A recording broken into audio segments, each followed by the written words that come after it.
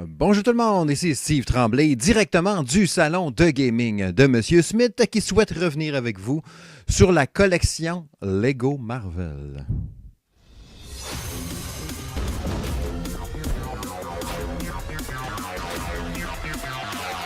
Gentlemen, the situation is dire. I welcome any ideas. Et oui, Warner Bros. Qui vient de lancer une trilogie, n'est-ce pas? 3 jeux Lego Marvel. En fait, on a Lego Marvel Super Heroes, le 1 et le 2, puis on a Lego Marvel's Avenger. 3 jeux donc lancés en format téléchargeable et puis en copie physique sur PS4 et sur Xbox One avec évidemment beaucoup de contenu. C'est ça qui est le plus impressionnant là-dedans. On a ce bel ensemble-là qui est lancé à 70 $. Je me dis, ouais, c'est quand même des jeux un peu plus vieux quand même. C'est un peu cher, je trouve, mais quand tu regardes tout ce qu'il y a là-dedans, c'est quand même assez impressionnant. On pense au premier, donc Lego Marvel's Super Heroes. Le premier est lancé en 2013, que j'avais testé à l'époque d'ailleurs, que j'avais bien aimé. Puis là, enfin, ils vont pouvoir le jouer maintenant, mais leur plonger là-dessus sur Xbox One. Puis dans le temps, je pense que je l'avais fait sur 360 exact, si je me souviens bien. Oui, c'est vrai, je l'avais fait sur 360. J'avais bien aimé ce jeu-là.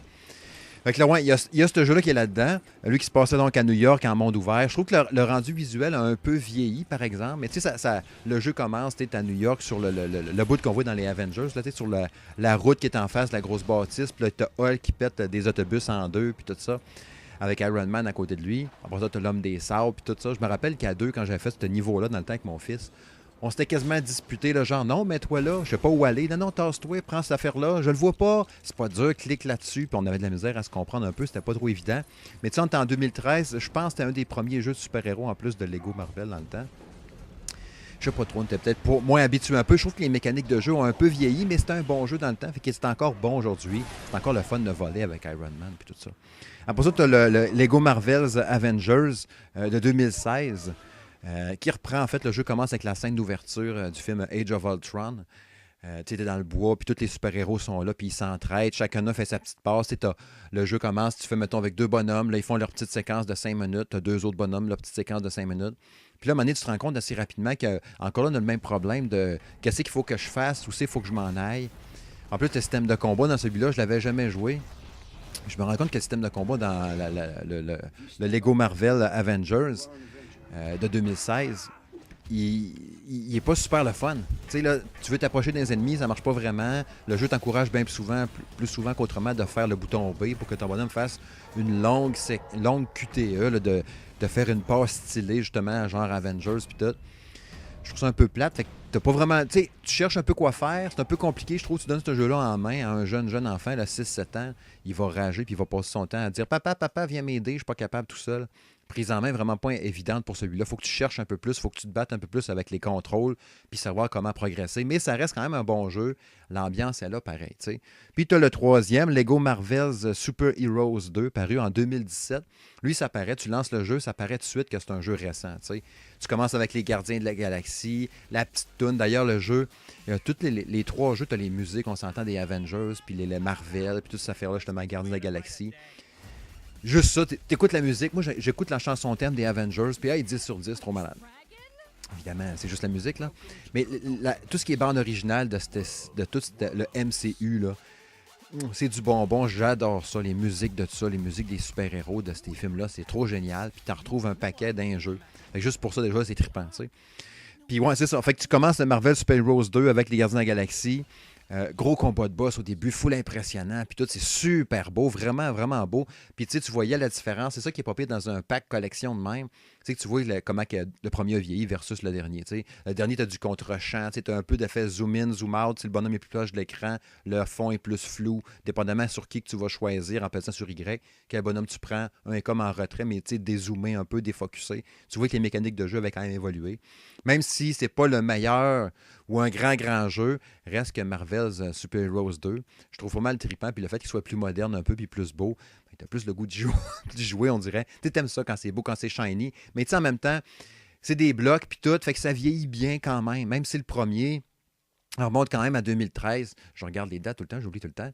Même si le premier remonte quand même à 2013, ça a quand même bien vieilli quand même visuellement, ça c'est sûr. C'est plus les mécaniques de jeu un peu où on a ajusté, puis tu sentais, comme avec lui de Avengers, le deuxième des trois, tu sens qu'on essayait un peu de changer des affaires, un peu de renouveler. Tu sais, récemment, j'avais testé le Lego Movie 2, qui était plus un jeu de rendre des services à quelqu'un, puis de construction un peu comme Lego World.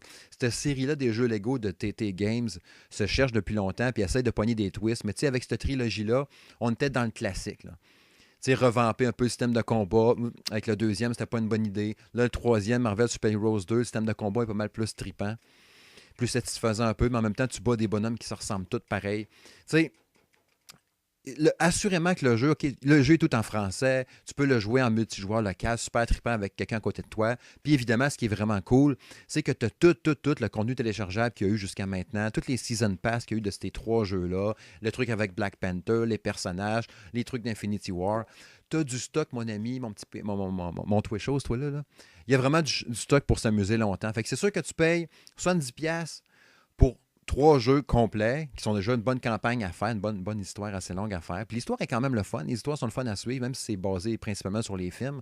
Mais il y a tous les twists pareils un peu, puis qu'on a rajouté un peu de gravy, puis il y a toujours l'humour de Lego, évidemment. Puis ces trois jeux-là, c'est pas comme dans Lego Movie 2, le jeu que j'avais fait, justement, où c'est juste la bouche, puis ça fait...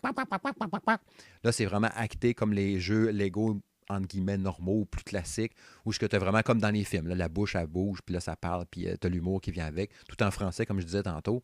Fait que tu donnes ça en main à un jeune, il va triper au bout, puis le plus vieux comme moi, ben, il tripe ses Avengers, il tripe sur Marvel, ben, il va trouver son compte là-dedans quand même. Fait que ouais, pour 70$, un paquet, tu sais quoi, 100 personnages à peu près à débloquer par jeu, tout comme je disais tantôt les DLC, toute l'ambiance, tout l'enrobage de tout ça, fait que t'en as pour ton argent, on s'entend. Okay? Surtout si en plus, t'en as fait rien qu'un des trois, t'en as fait 2 sur 3. Parce que la refaire, quand même, quand tu te l'as déjà tapé dans le temps, pouf, moyen. Je comprends qu'après ça, pour un plus jeune, il y a peut-être plus le fait de dire tiens, je te donne un jeu Lego, veux-tu t'amuser? Il y a peut-être plus de chances un peu qu'il soit plus ouvert un peu à la refaire, lui, que moi, que je vais avoir un choix. Mettons, je vais me dire, joue-tu à ça ou à ça? Ah, lui, je l'ai déjà fait, ça me tente un peu moins. Mais je sais que si, mettons, je dis à mon fils, ça te tente-tu de jouer à ça? Tu l'as déjà fait. Ah, il va probablement vouloir y retoucher quand même. Puis surtout si j'y joue à deux, tu sais. Si je joue avec lui ou si je joue avec un ami, principalement, il va avoir plus le goût de s'y plonger, probablement. Fait que, ouais, je trouve ça quand même un peu cher pour conclure. 70$ pour trois, entre guillemets, vieux jeux. Mais quand même, l'autre de 2017, c'est pas loin. Tout ce que tu as de plus, c'est les DLC. Les DLC sont quand même assez chers. Fait que là, tu as ça tout au complet dans la même galette, dans le même kit. Quand tu prends la version téléchargeable, tu as vraiment les trois jeux qui apparaissent. Comme moi, c'est sur Xbox One. Tu as les trois jeux qui apparaissent bien distincts sur ta Xbox One, un à côté de l'autre. Même chose sur PS4, j'imagine. Puis c'est ça. Tu as trois kits complets à t'amuser comme un petit fou pendant des heures et des heures. Qu'est-ce que je donne comme note maintenant à ce gros ensemble-là ultra complet? Je donne la note de 8 sur 10.